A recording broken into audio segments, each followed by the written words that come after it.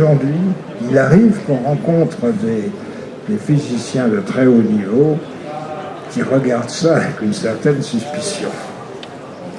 Comment se fait-il qu'avec cette passion visible pour les sciences, tu n'aies pas fait d'études de sciences et ne sois pas devenu toi-même scientifique? Bon, alors je crois qu'il y a deux raisons. Une qui ne dépend pas de moi, c'est que quand j'ai commencé mes études secondaires,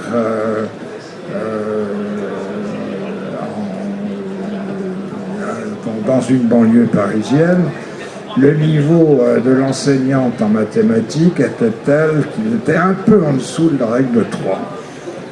Alors évidemment, ça n'a pas facilité les choses et je n'ai jamais acquis la culture mathématique que j'aurais souhaité, même si je continue à faire des efforts.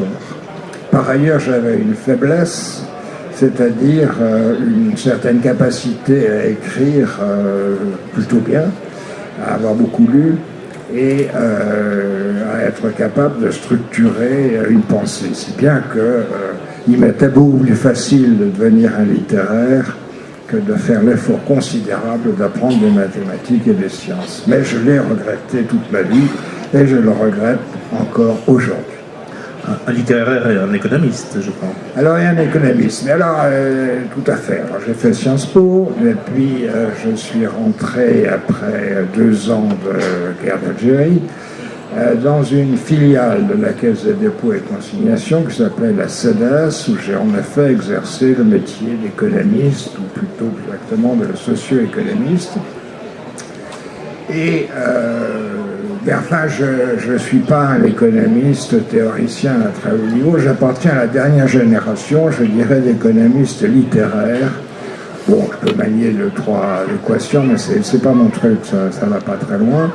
Je suis donc un des derniers représentants de cette espèce en voie de disparition, et qui conviendrait peut-être de protéger, parce que dans certains domaines, les modèles économétriques ne fonctionnent pas si bien que ça. Alors, par exemple, dans le cadre de cette activité, une grande réussite, si on peut dire, ça a été la conception du plan d'épargne logement, qui existe hélas toujours, alors qu'il n'a depuis au moins 20 ans plus aucun sens et qu'il aurait dû être supprimé il y a longtemps. Et quand je l'ai créé, bon, je passais la peine de revenir sur les détails, mais ben, ça avait un sens. Alors je l'ai conçu, hein, c'est pas moi qui ai signé le décret d'application. Tu disais écrire assez facilement, je crois que tu as soumis tes premières nouvelles alors que tu étais encore étudiant, vers 17 ans. Oui, tout à fait. J'ai publié ma première nouvelle en Galaxy. J'ai commencé à écrire. Je crois que j'ai envoyé un texte qui était franchement pas très bon à Maurice Renaud quand j'avais 14 ans. Et il m'a répondu très très très gentiment. C'était les débuts de fiction. Et il m'a répondu d'ailleurs très très gentiment, et par la suite nous sommes devenus amis, et il a même été mon agent, si pour autant qu'on ait besoin d'agent en France, pendant un certain temps. Alors ma première nouvelle est parue dans la revue Galaxy en octobre 1955. Je dirais que ce n'est pas un chef-d'œuvre impérissable.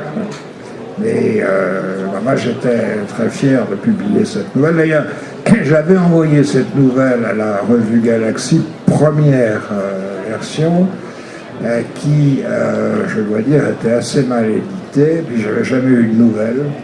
Et un jour, en achetant mon Galaxy, je tombe sur ma nouvelle. Émotion. Quelle est l'importance de cette bienveillance des éditeurs, cette réponse que tu as pu avoir à 14 ans dans la construction d'un jeune auteur tout à fait débutant?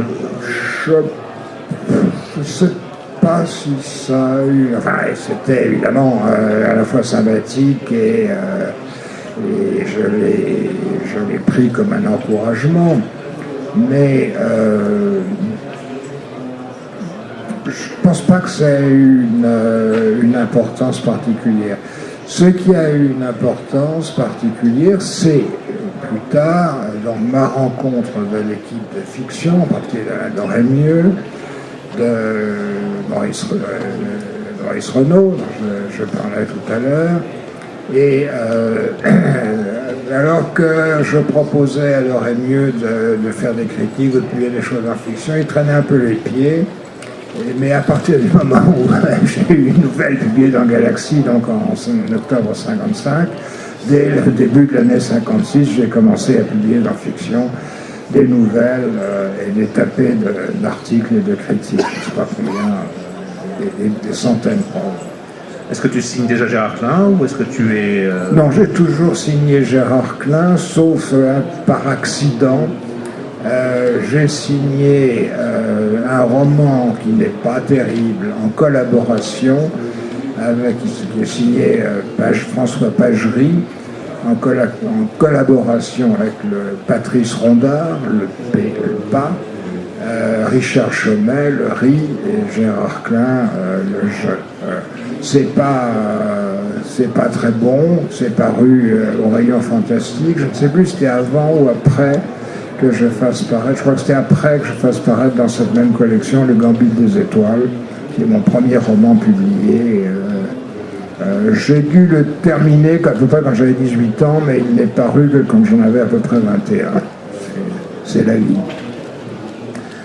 Qu'est-ce qui fait qu'après Le Gambit des Étoiles, qui reste comme un des grands classiques de la littérature française, de science-fiction en tout cas, n'exagérons rien. J'assume.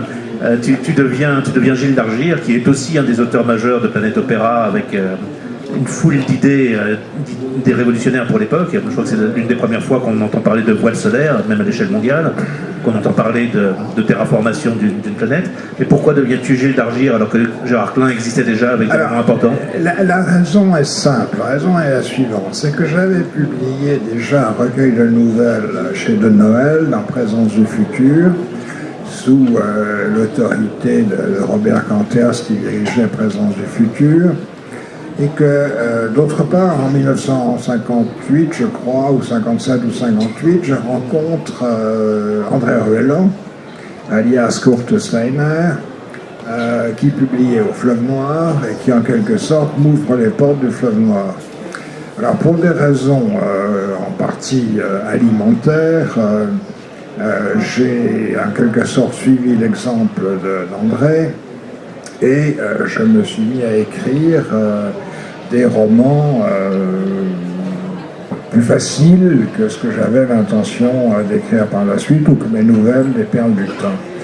Je voulais donc bien distinguer ce que j'écrivais, disons, de plus solide, et ce que j'écrivais de plus populaire, que je ne renie pas du tout d'ailleurs, publié au Fleuve Noir. D'où la prise d'un pseudonyme. Alors Gilles Dargir, Argile est une plaine de Mars, et puis en plus Argyros en grec, j'ai fait du grec entre autres choses, entre autres plaisanteries, signifie d'argent, donc ça évoque bien ce dont il s'agit.